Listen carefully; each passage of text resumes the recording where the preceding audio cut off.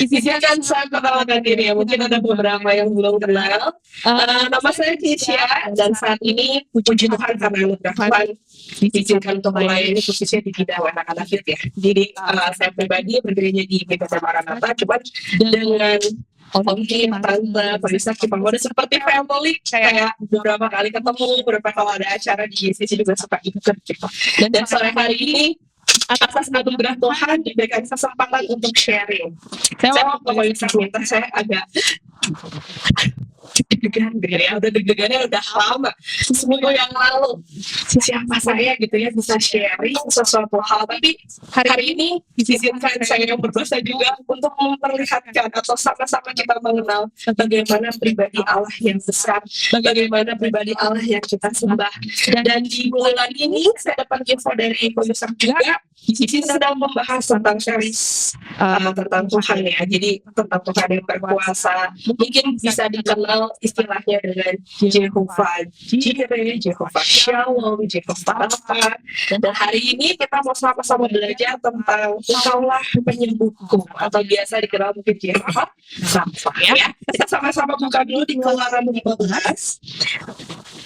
Saya rindu mengajak kita semua membaca dari ayat 22 ya. Di sini kan ditulisnya Keluaran 15 ayat 26. Tapi kita mau sama-sama baca dari ayat 22 ya. Keluaran 15 ayat 22 sampai 27. Ada yang sudah dapat? Ya. Sudah dapat ya? Kita akan baca bergiliran agar kita memahami konteks apa yang kita baca sore hari ini. Bapak Ibu boleh bantu saya membaca ayat 22, saya ayat 23. Kita bergiliran sampai ke ayat 27. Di bawah perikop, di Mara dan di Elim. 2, 3. Musa menyuruh bangsa berangkat dari laut Tebrau. Lalu mereka pergi kepada gunung Shur. 3 hari lamanya mereka berjalan kepada gunung itu dengan tidak mendapat air. Sampailah mereka ke Mara, tetapi mereka tidak dapat meminum air yang di Mara itu karena pahit rasanya. Itulah sebabnya dinamai orang tempat itu Mara. Lalu bersungut-sungutlah bangsa itu kepada Musa. Kata mereka, apakah yang akan kami minum? Musa berseru-seru kepada Tuhan, dan Tuhan menunjukkan kepadanya sepotong kayu. Musa melemparkan kayu itu ke dalam air, lalu air itu menjadi manis. Di sanalah diberikan Tuhan ketetapan-ketetapan dan peraturan-peraturan kepada mereka, dan di sanalah Tuhan mencoba mereka. Firman-Nya, jika kamu sungguh-sungguh mendengarkan suara Tuhan Allahmu dan melakukan apa yang benar di Tuhannya, dan memasang telingamu kepada perintah-perintahnya, dan tetap mengikuti segala ketetapannya, maka aku tidak akan menimpakan kepadamu penyakit manapun yang telah kutimpakan kepada orang manusia, sebab aku Tuhanlah yang menyembuhkan engkau. Sesudah itu sampailah mereka di Elim. Di sana ada 12 mata air dan 70 pohon kurma, lalu berkemahlah mereka di sana di tepi air itu. Amin. Hari ini kita mau melihat sebuah ayat yang sudah tertera di depan. Ini adalah ayat pokok yang akan kita bahas hari ini. Ini kalau kita lihat secara sepintas, Bapak Ibu sudah baca tadi, di sana ada kalimat yang paling terakhir, sebab akulah yang menyembuhkan engkau. Ini adalah Allah sendiri yang menyampaikan kepada Musa, dan Musa menyampaikan ke bangsa Israel saat itu. Nah, kalau kita melihat dari akar kata menyembuhkan sendiri, itu bahasa aslinya adalah Rafa. Begitu kalau sekarang anak-anak kecil, murid-murid gitu ya, saya ada seorang guru les, ketemu sama murid, ada yang namanya Rafael, ada yang namanya Rafa. Itu adalah akar katanya dari Rafa ini yang disebut sebagai Allah penyembuh. Seperti itu. Nah, tapi kalau kita lihat sedikit dari penjelasannya, untuk mengalami Tuhan yang menyembuhkan kita, kok rasanya banyak banget syarat. Kalau sepintas kita baca dari ayat ini, kita harus dengerin suara Tuhan, kita harus melakukan apa yang benar, kita harus pasang telinga kita, Jadi kayak banyak banget ketetapannya. Apakah Tuhan memberikan kesembuhan kepada kita adalah sebuah syarat, atau perlu banyak hal yang harus kita lakukan untuk Tuhan mengasihi kita dan kita disembuhkan? Nah, itu yang akan kita bahas hari ini. Mungkin kita datang dengan kondisi yang sehat hari ini. Kayaknya ini firman Tuhannya bukan buat saya, karena saya nggak sakit apa-apa hari ini gitu ya. Tapi kita akan sama-sama lihat betapa kesehatan atau kesembuhan itu sangat penting bagi manusia. Nah, saya mau mengajak bapak-bapak, ibu-ibu mungkin di zaman ini masih mengingat satu tokoh. Boleh di-klik? Ini waktu saya kecil, ini terkenal banget. Masih ingat? Dia adalah Ponari ya. Zaman itu kan belum ada Instagram ya. Ini mungkin di sekitar 2000 awal. Saya masih SD kalau nggak salah waktu itu. Tapi semua TV nasional ada dia. Liputannya banyak banget. Siapakah Ponari? Dia adalah sebutannya dukun cilik. Jadi ini dia di daerah Jawa, di Permasuk gitu ya, perdesaan gitu. Dia dianggap memiliki sebuah batu petir. Jadi batunya itu kalau dicelupin ke air itu dipercaya bermanfaat, dapat menyembuhkan segala jenis penyakit. Nah, zaman itu tetangga-tetangga, warga-warga, bahkan dari luar kota tempat tinggalnya Ponari itu bawa galon, bawa ember, bawa di sini ada kayak bukti ya, kaca, gelas kaca. Itu dicelupin dan itu bertarif. Jadi di masa itu Ponari sangat kaya karena melihat pekerjaannya mencelup batu. Bahkan ada gambarnya, Bapak Ibu Saudara bisa cek di Google, dia lagi tidur, dia pegang tangannya pakai batu, terus tangannya celupin sama orang tuanya, dan itu dibayar. Nggak tahu sakit apa, apakah hari itu orang yang datang juga dengan sakit, tapi banyak orang datang berbondong-bondong membayar itu. Terus saya penasaran, dari tahu Ponari sekarang lagi ngapain atau kerjanya apa. Ternyata dia kerja di pabrik sekarang. Udah nggak ada celup-celupan lagi gitu ya. Ada yang lucu banget. Nah, ini tunjukin bahwa kesehatan atau keamanan untuk kita terus kondisi baik. Kalau kita sakit tinggal minum air Ponari gitu ya, pengennya tuh safety, pengennya tuh sembuh, pengennya tuh instan. Ini terjadi di pedalaman. Bagaimana dengan di kota-kota? Nah, ini menarik. Waktu beberapa tahun yang lalu, tante saya sendiri, dia ada seperti kayak benjolan ya dekat pelipisnya. Setelah di ronsen itu seperti tumor kecil.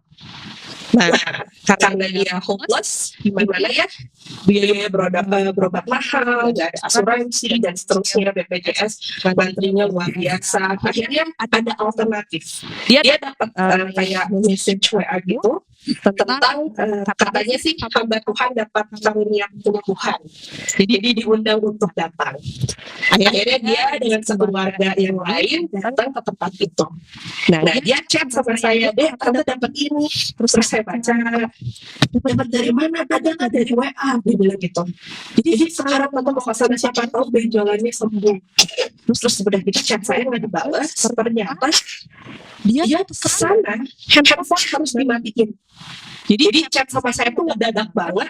Chat sekarang, dia langsung berangkat. Udah di sana nggak bisa balas lagi chat, harus dimatiin handphonenya. Singkat cerita, beres acara itu, dia chat ulang, dia telepon bahkan. Aduh, ternyata Zoom apa tante? Ternyata nggak ada tuh di doa ini. Ternyata yang mengaku hamba Tuhan itu jualan obat dan jualan produk buku yang beliau tulis. Saya nggak tahu siapa, cuma itu terjadi. Dan sorry banget, target marketnya adalah orang Kristen sendiri. Jadi itu menunjukkan apa sih? Kesembuhan itu benar-benar menjadi satu hal yang kita rindukan. Mau kita lagi sakit, mau kita nggak lagi sakit, keadaan yang safety, keadaan yang aman, itu setiap kita tuh rindukan. Nah, hari ini kita mau belajar konteksnya. Karena kita tadi baca di Keluaran 15, konteksnya adalah ini. Ya, kita semua pasti minimal sekali seumur hidup pernah mendengar khotbah tentang penjajahan Israel oleh Mesir. Betul ya? Jadi kita nggak akan bahas terlalu dalam, hanya dalam konteks yang berhubungan dengan Allah penyembuh. Dan kalau dilihat dari kitab Keluaran, ini mengisahkan tentang perbudakan Israel di tanah Mesir. Untuk sebagai informasi, mereka dijajah bukan dalam waktu yang sebentar. Ini 400 tahun. Di sini kalau kita baca Alkitab rasanya kayak kita santai aja ya, kayak oh itu kejadian kayak gitu serem ya, itu kayak gimana. Padahal kenyataannya itu sangat sangat mengerikan. Kalau misalkan kita lihat di sini 400 tahun, misalkan anggap satu generasi itu 100 tahun. Berarti kalau 400 tahun sudah 4 generasi, betul ya? Jadi bisa jadi generasi saat itu sudah tidak mengenal siapa itu Allah Israel, sudah tidak mengenal siapa itu Abraham yang sebagai nenek moyang mereka, sudah tidak tahu Allah berjanji apa. Jadi hidupnya mereka sudah 100% nilai-nilainya seperti orang Mesir. Persis. Nah, ayat yang baru saja kita baca itu posisinya Israel sudah keluar dari Mesir. Kalau kita tadi scroll ya, ini kan di mana dari Elimu. Kalau kita scroll ke atas, itu adalah pujian-pujiannya Musa dan orang Israel. Mereka baru aja menyembah Tuhan karena apa? Kalau kita geser di Keluaran 14, mereka baru saja mengalami sebuah peristiwa besar yang gak pernah terjadi sepanjang sejarah, itu cuma sekali kalinya, yaitu adalah laut terbagi dua. Mereka bisa lewat di situ, mereka selamat, tapi orang-orang Mesir yang mengejar mereka akhirnya harus mati, tenggelam di laut. Mereka menyembah Tuhan, dan satu titik mereka sampai di mana mereka kehausan, mereka nggak ada minum. Mereka mulai melihat peristiwa bagaimana Tuhan Allah menyelamatkan mereka, tapi hanya selang beberapa ayat di momen itu mereka komplain. Di Mesir, di sini nggak ada airnya susah, pahit kalau ada juga. Oh iya, enakkah di Mesir? Nah, hari ini Bapak Ibu Saudara, saya mau membagikan satu hal. Main book atau bahasan kita tentu adalah Alkitab. Tapi saya mau mengajak Bapak Ibu Saudara, ini baru kemarin saya juga bahas di tempat ini. Ada satu buku menarik tentang perbudakan, karena ini kita konteksnya adalah dalam perbudakan Israel dan Mesir. Boleh diklik. Ini adalah satu buku yang bagus. Saya dapat ini juga dari kuliahannya Bapak Ibu ya. Judulnya adalah Pedagogy of the Oppressed. Mungkin menjadi sebuah judul yang asing buat kita. Tenang aja, ini bukan buku teologi sih. Ya, ini adalah buku sekuler. Yang menulis adalah beliau adalah Paulo Freire. Dia menuliskan pedagogi of the oppressed, itu juga artinya dalam bahasa Indonesia adalah pendidikan bagi kaum yang tertindas. Jadi dia memperlihatkan atau statementnya dia adalah manusia itu adalah subjek yang bertindak mengubah dunianya menuju kehidupan yang lebih penuh dan kaya. Jadi seharusnya manusia tidak diperbudak oleh keadaan. Harusnya manusia tidak diperbudak oleh masa lalunya dia. Harusnya manusia adalah pribadi yang mampu mengubah situasinya. Itu statementnya dia. Bukan buku teologi, ini buku pendidikan, buku sekuler, tapi bisa membantu kita melihat sudut pandang Israel, di mana Israel sebagai umat yang tertindas di zaman itu. Nah, setidaknya ada 3 hal yang terjadi sebagai dampak dari proses perbudakan menurut buku Paulo Freire. Hal ini yang akan kita bahas hari ini. Ternyata tidak sesimpel Israel menderita. Tidak sesimpel Israel mengeluh aja. Tidak sesimpel Israel keluar 40 tahun. Tidak hanya sebatas itu. Tapi ada banyak hal yang rusak akibat perbudakan. Dan nanti di akhir kita sama-sama akan merenungkan apakah kita masih masuk dalam perbudakan hari ini. Walaupun kita secara fisik ada di Bandung di zaman 2026, bukan di zamannya Israel zaman dulu. Tapi apakah perbudakan hanya berhenti di zaman itu atau kita sekarang bagaimana? Nah, yang pertama adalah tentang kerusakan identitas itu yang terjadi bagi Israel. Kedua adalah budaya diam. Ketiga adalah ketakutan akan kebebasan. Yang pertama, kerusakan identitas. Boleh diklik. Israel kehilangan jati diri sebagai umat Allah. Karena mereka hanya dipandang sebagai budak. Nah, statementnya Bapak Paulo yang tadi, dia menuliskan dalam bukunya bahwa Penindas itu mendefinisikan identitas kaum yang tertindas. Dalam konteks ini, biar lebih gampang, bangsa Mesir itu bikin identitasnya Israel. Sehingga Israel udah gak kenal lagi identitas sebenarnya mereka itu seperti apa. Dan bagaimana penebusan bekerja? Penebusan bekerja adalah identitas dibentuk oleh penindas, itu betul, dan ini butuh proses untuk sadar kembali. Pertanyaannya, emang Mesir bikin identitas apa buat Israel? Boleh gitu. Ini dia. Nah, kan karena konteksnya kita di Mesir, ini berhubungan dengan salah satu artefak yang masuk ke dalam 7 keajaiban dunia Mesir.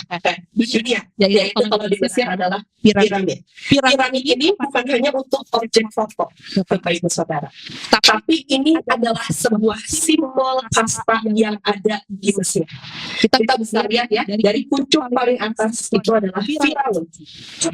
Puncuk yang kedua, yang di bawahnya itu adalah keluarga kerajaan, termasuk panglima perang, semua orang-orang penting yang ada di dalam kerajaan. Ketiga adalah orang-orang yang menulis, mencatat sejarah, mencatat pengeluaran, mereka termasuk orang penting juga. Kasta ketiga.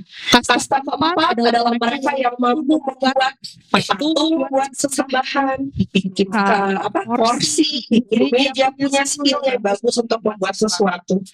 Yang keempat adalah farmers, itu apa? Petani. Terima kasih banyak. Petani, terus ada gitu juga peternak ada di situ. Yang paling rendah adalah budak. Pertanyaan saya, Israel ada di mana? Paling bawah. Bapak Ibu tahu orang Mesir memiliki sebuah analogi kuno bahwa budak itu dilahirkan dari lendir dewa. Kita ketawa kemarin gak sih? Maksudnya apa lendir dewa? Misalnya, mereka kan menyembah banyak sekali dewa. Dewanya bersin, caci gitu ya. Si partikel bersinannya itu lahirlah budak. Siapa dari mana? Dari dosen perjanjian lama Bapak Ibu. Jadi dia punya dasar yang kuat untuk membuktikan hal itu. Kenapa itu begitu? Karena filosofinya mereka budak itu beranak piaknya sangat cepat. Gitu. Jadi mereka punya pengertian bahwa budak itu kan kaum yang tidak perlu dihargai, sangat menjijikan karena lahirnya dari lendir dewa. Jadi misalnya dewanya sorry banget membuang air kecil, air divisi jadi budak. Tidak berharga itu. Nah, ini satu hal yang kemarin kita share ya di anak-anak film. Itulah kenapa kalau kita lihat di kitab kejadian 1 gitu ya, Allah menciptakan langit dan bumi terang. Hari kedua Allah menciptakan cakrawala, hari ketiga terus kita lihat bahwa Allah menciptakan manusia di hari yang ke-6. Kita melihat bahwa Allah mengasihi manusia karena Dia menciptakan semua yang bisa mendukung manusia untuk hidup. Bahkan kuncinya ada di Kejadian 1 ayat 26 sampai 28. Baik-baiklah kita menjadikan manusia serupa dan segambar dengan Allah. Kejadian adalah sebuah buku yang dituliskan oleh Musa, sengaja diilhamkan oleh Allah untuk menjawab kerusakan identitas manusia zaman itu. Jadi kayak ngasih sign bahwa kamu tuh bukan lendir dewa, kamu diciptakan segambar dan serupa dengan Allah. Jadi kalau kita lihat bagaimana Allah memplanning segala sesuatu, kita bisa dengan tenang mempercayakan hidup dan masa depan kita yang nggak kelihatan ke depan, tangan Tuhan yang mengatur segala sesuatu dengan benar. Itu buat saya pribadi menjadi sebuah kekuatan juga. Dan inilah gitu ya identitas yang dibentuk Mesir dan Israel. Dan yang menariknya di sana, saking mereka tidak dihargai sebagai manusia, mereka berkembang biak dengan banyak, Mereka tuh terbiasa untuk terus-terus dibunuh karena jumlahnya sangat banyak. Kenapa dibunuh? Karena kalau yang paling bawah segitiganya orang-orang yang makin banyak, mereka digambar harus semakin melebar. Kalau yang di bawahnya melebar, atasnya juga harus ikut melebar agar tetap simetris. Kalau yang atasnya ikut lebar, itu pengaruh ke paling atas, nanti yang paling puncak nggak bisa lagi segitiganya segini, harus lebih lebar kan. Firaunnya harus ada beberapa orang. Firaun yang nggak mau, dia harus tetap stay sendiri. Makanya yang paling gampang adalah apa? Menghancurkan budak, jumlahnya dibatasi. Itu salah satu aturan kenapa di zaman Musa anak umur 2 tahun laki-laki harus dibunuh supaya perkembangbiakannya dibatasi. Tapi kita lihat anugerah Tuhan luar biasa. Nanti kita ya di poin yang kedua, bagaimana Tuhan menjawab semua kesesakan itu. Tapi kita bisa lihat, boleh diklik proses pembebasan yang Allah lakukan untuk Israel punya mindset yang baru, tidak lagi dikungkung dalam pengertian Mesir, adalah dengan perjalanan padang gurun 40 tahun. Mungkin kita tangkap 40 tahun, wah karena Tuhan tuh marah sama Israel.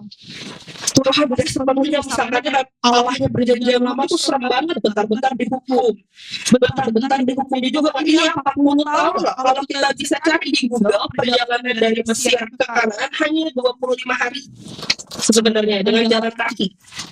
Tapi kalau kita lihat ini 40 tahun bukan sebuah perjalanan yang mudah dan sebentar. Kalau kita hanya melihat dari satu sisi bahwa wah Tuhannya jahat, berarti kayak gitu, wah Israelnya gara-gara ngeluh terus gara-gara apa? Sebenarnya di balik keadilannya Allah selalu ada kasih. 40 tahun bukan perjalanan hanya untuk menghukum. Walaupun memang itu harus dilakukan untuk mendisiplin. Kenapa? Karena kalau kita lihat, aku sedikit geser ke sini ya, nggak apa-apa ya. Kalau misalnya dari Mesir langsung ke sini ke Kanaan tanpa proses 45 tahun, dan itu misalkan terjadi di sini kan banyak perjalanan, harus perang, harus lewatin apa. Di proses ini mereka belajar untuk mengandalkan Allah. Gak ada satupun lagi yang bisa mereka andalkan. Kalau seandainya tidak melalui proses yang menyakitkan ini, dan di sini pindah ke sini bisa nggak kira-kira? Bisa aja. Tapi kenapa enggak? Kalau sampai ini tidak terjadi, mereka langsung pindah begini, mereka akan bikin Mesir 2. Mereka akan bikin tatanan negara persis Mesir. Kalau tidak melewati masa-masa yang sangat sulit di kota. Tapi Allah tidak mau. Allah memanggil mereka sebagai umat yang merdeka, bukan untuk menjadi Mesir 2. Dan kita bisa lihat, kita masuk ke poin kedua, budaya diam. Di sini adalah diam adalah suara penderitaan tanpa daya. Berdasarkan buku, kaum tertindas tidak bisa menyuarakan dirinya.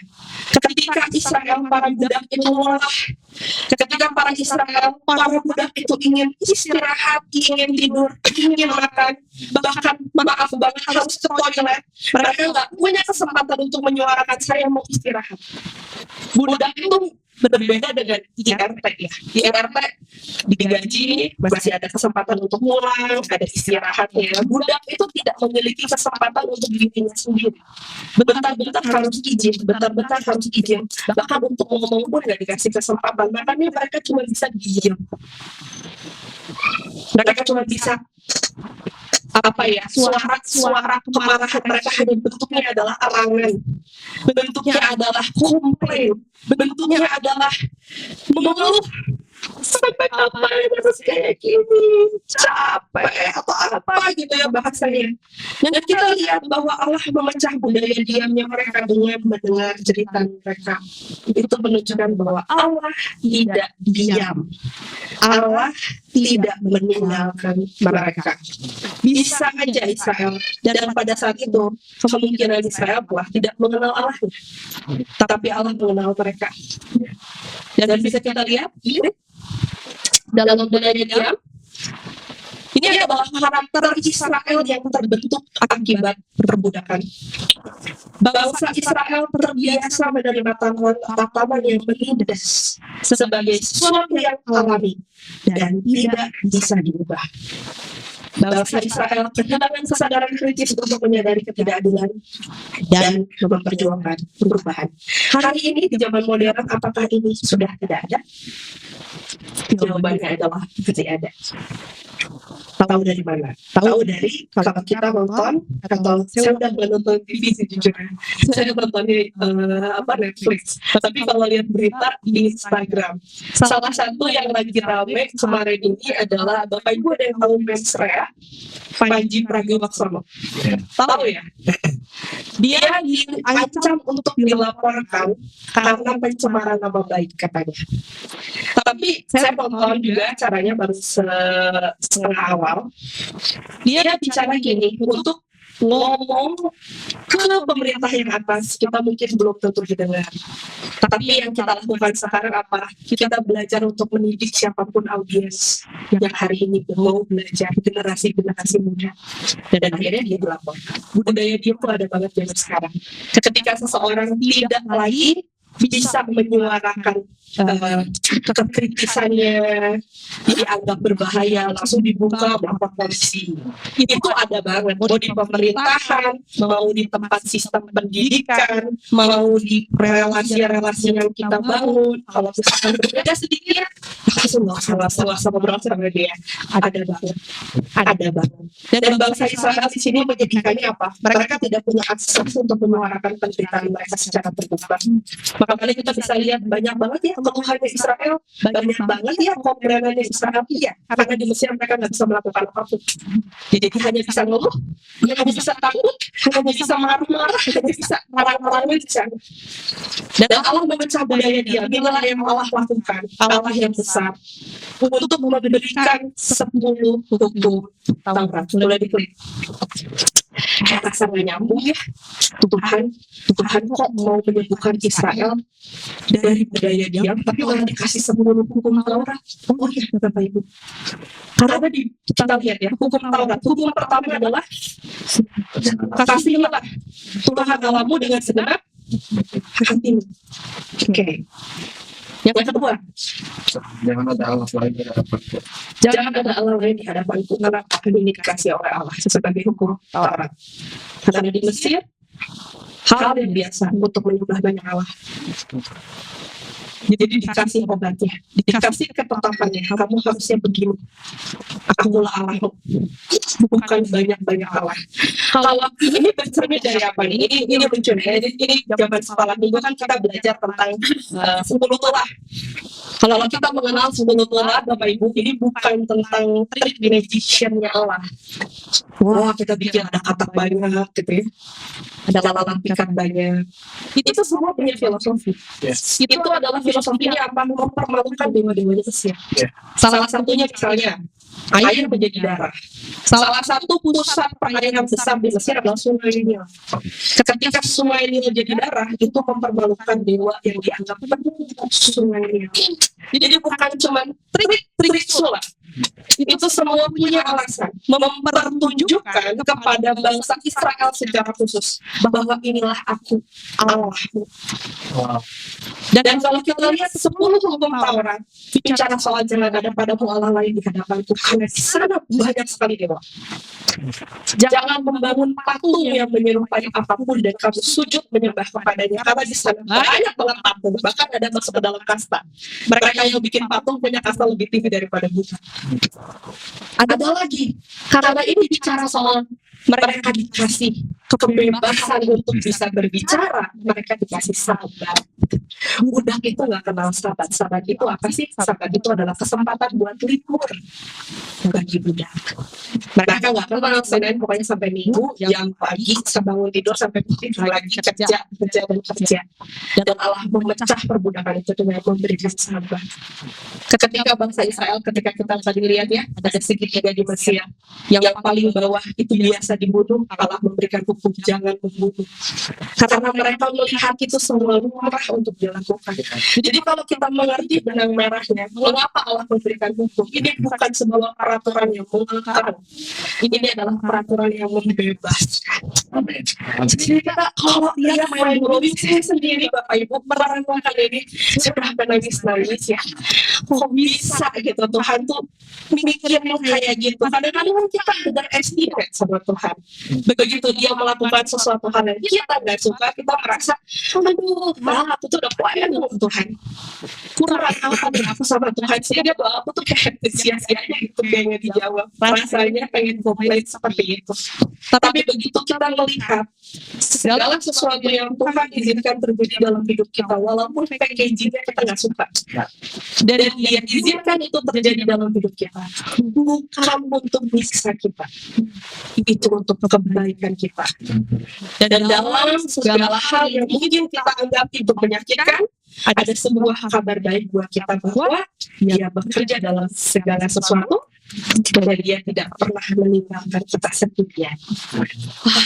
Itu melegakan sekali. Dan yang terakhir adalah ketakutan akan kebebasan. Setelah bebas, Israel sering banget pengen kembali lagi ke Mesir. Keluhannya banyak. Ini sebetulnya adalah ekspresi dari ketakutan akan kebebasan. Kenapa mereka takut buat bebas sih? Karena mereka takut akan tanggung jawab di depan. Tadinya sebagai Buddha, mereka nggak dikasih kesempatan untuk mengambil keputusan. Hari ini mereka ada di dalam pendidikan 40 tahun di padang gurun. Mereka dikasih hukum Taurat. One day mereka akan punya negeri sendiri yang namanya Kanaan. Mereka harus berani mengambil tanggung jawab dan segala resiko dengan bersandar kepada Allah. Mereka nggak mau. Yang mereka mau apa? Balik lagi aja ke Mesir, susah tuh tanggung jawab yang baru. Nggak usah lah. Karena yang gampang di Mesir, udah gitu aja. Pengennya balik lagi, tapi Allah tidak izinkan itu. Karena di sana mereka akan diperbudak terus menerus. Dan hari ini kita lihat ayat yang baru kita baca. Boleh itu? Ini yang tadi bakalan ayat yang kita baca ya. Sampai mereka kemarah. Ini habis mereka menyembah Tuhan gara-gara kejadian laut terbelah dua. Mereka sampai kemarah. Mereka nggak dapat minum tapi airnya pahit. Ini bersumut-sumut. Mana bisa nih Allahnya dipercaya? Mana bisa nih kita ngikutin Musa kondisinya kayak gini? Nanti kita aja nggak dapat minum sekarang. Nanti gimana kehidupan kita ke depan? Itulah makanya mengapa murid-murid untuk menjadi bangsa yang merdeka, untuk mereka dikalibrasi ulang identitasnya, untuk mereka bisa ditebus dari sistem yang Mesir, Allah memberikan hukumnya. Israel harus belajar meletakkan hidup mereka ke dalam tangan Tuhan Allah Israel. Saya yakin ini bukan hanya tentang Israel, tapi untuk kita hari ini. Bagaimana seringkali di dalam hidup ketika kita sudah menjaga segala sesuatunya berjalan dengan baik, kita sudah berhati-hati, tapi kita ngalamin problem. Di titik itu kita belajar untuk percaya kepada Tuhan yang gak kelihatan. Itu kadang-kadang tantangannya di sana. Tapi hari ini kita melihat bagaimana Israel dijaga oleh Allah yang seperti ini.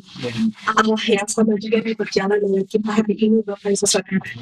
Setiap apapun yang Dia izinkan terjadi di dalam hidup kita, itu bukan hanya tentang sebuah tuntutan, tapi sebuah anugerah juga, tapi sebuah kasih juga, tapi sebuah kesempatan juga. Dan mari kita sama-sama merenungkan ulang ayat ini. Inilah ayat kita tadi. Jadi sekarang mungkin perspektif kita jadi sedikit berubah. Ini bukan tentang peraturan-peraturan ini yang harus ditaati supaya Tuhan mau memberkati kita, supaya Tuhan mau menyembuhkan kita. Kita punya benang merah yang sekarang. Mengapa? Jika kita sungguh mendengarkan suara Tuhan Allah. Karena banyak hari ini hal-hal yang berbicara di sekitar kita dan sesaat di sini. Melihat Instagram sedikit, melihat hidup orang sedikit, melihat apa yang kayaknya orang itu udah achieve-nya segini nih, tapi kayaknya aku masih di sini, gimana ya? Banyak hal. Tapi Allah bilang jika kamu sungguh-sungguh mendengarkan suara Tuhan Allah, bukan mendengar suara situasi di sekitar kamu, tetapi mendengar suara Allah. Kamu melakukan apa yang benar, ini bicara apa, merenungkan firman-Nya. mendengarkan lagi Injil, mendengarkan lagi apa yang telah Dia lakukan bagi setiap kita disalib, memasang telingamu kepada perintah-perintahnya, mengikuti segala ketetapannya, maka aku tidak menimpakan kepadamu penyakit manapun. Ini penyakit ini dalam konteks Israel bicara soal ulah sebenarnya. Tapi yang telah kutimpakan pada orang Mesir kan bukan di situ. Tapi akulah Tuhan yang menyembuhkan engkau. Dan ada satu pengertian di bawah hidden message dari kata Jehovah Rafa itu. Rafa ini merajuk bukan hanya tentang kesembuhan fisik, tetapi juga emosional dan rohani. Mungkin hari ini kita datang gak dengan sakit fisik, kita sehat-sehat aja puji Tuhan. Tapi bagaimana dengan hati kita? Bagaimana dengan hal-hal yang mungkin sulit untuk kita lupakan di belakang, tentang trauma kita, tentang sulitnya kita untuk mengampuni, bagaimana nanti ke depannya kekhawatiran kita merasa terintimidasi dengan kesalahan-kesalahan. Ada kabar baik bahwa Tuhan mau menyembuhkan kita dari semua itu.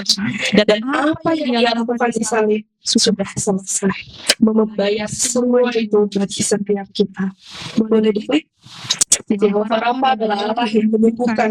Dia adalah Allah yang mampu dan mau menyembuhkan kita, bukan tentang sakit fisik yang tadi saya katakan, namun Dia berinisiatif untuk masuk ke jalan.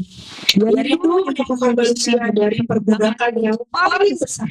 Mungkin hari ini kita nggak ngalamin seperti yang Israel alami di Mesir, perbudakan secara fisik, secara mental. Tapi kita hari ini diperhadapkan dengan sebuah perbudakan besar. Dan di sana juru selamat kita mau menyelamatkan kita. Sebuah problem manusia yang paling akar, tapi juga tidak bisa kita selesaikan sendiri. Kita perlu juru selamat untuk menyelamatkan setiap kita. Dan perenungan terakhir sebelum akhirnya kita tutup firman Tuhan ini, boleh diklik? Karena apa yang Yesus sudah lakukan di salib ganti kita, maka kita telah hidup di zaman anugerah. Melalui salib Yesus yang telah memperbaharui identitas kita, kita tidak lagi diperbudak oleh segala hal, afirmasi dari orang lain, achievementnya orang lain, apa yang kita lihat dari orang lain. Semua identitas kita yang tadinya musuh Allah sudah berganti menjadi anak Allah. Itu karena apa yang Yesus lakukan di salib buat kita. Dia terus bekerja memecah budaya diam. Nah, ini menarik. Budaya diam bukan hanya diam-diam silent gitu, bukan. Tapi ketika kita dalam doa, sungkan berdoa. Kayaknya kalau minta ini Tuhan, malu deh kayaknya nggak usah deh. Kayaknya Tuhan enggak ya. Bapak kita mempersilahkan kita untuk mengatakan apapun kepada Dia. Karena sekarang posisinya bukan lagi musuh Allah, tapi jadi anak-anak Allah setiap kita. Yang namanya anak ke Bapak itu kan dekat ya relasinya ya. Mungkin juga ideal lah ya. Ada orang-orang yang mungkin tidak mengalami hubungan yang dekat dengan ayahnya, tapi di sinilah pribadi Allah sebagai Bapak yang baik baru menjumpai setiap kita, hadir di dalam hidup kita, dan kamu bisa datang kepada Dia sebagai anak-anak yang merdeka. Dia terus bekerja menerobos ketakutan kita untuk dapat merdeka di dalam Dia. Demikianlah firman Tuhan. Mari kita sama-sama hening dan kita berdoa.